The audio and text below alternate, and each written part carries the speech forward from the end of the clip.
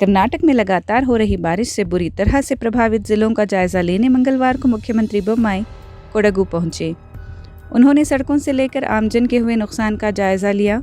इस क्रम में मुख्यमंत्री उत्तर कन्नड़ा, दक्षिण कन्नड़ा, उडुपी सहित उत्तर कर्नाटका का भी दौरा करेंगे। हर जिले को पहले ही किसी भी तरह की गंभीर परिस्थिति से निपटने की तैयारी करने का आदेश राज्य सरकार दे चुकी है।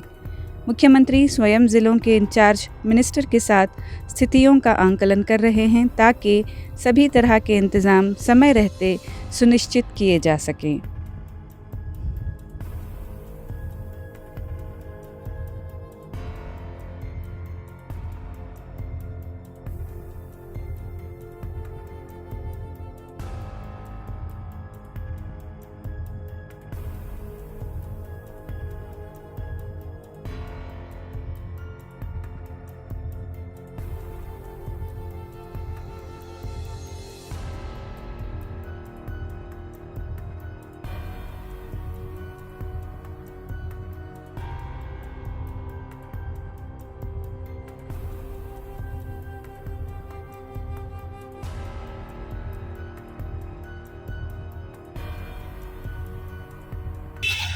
ನೋಡಿ, CM ಅವರಾಗಲಿ ಯಾವ ಮಂತ್ರಿನ CM ರಿಕ್ವೆಸ್ಟ್ ಮಾಡ್ಕೋಬೇಕಾದ ಪರಿಸ್ಥಿತಿ ಬಂದಿದೆ ಮಂತ್ರಿಗಳಿಗೆ ಹೋಗಿ ಅಂತ.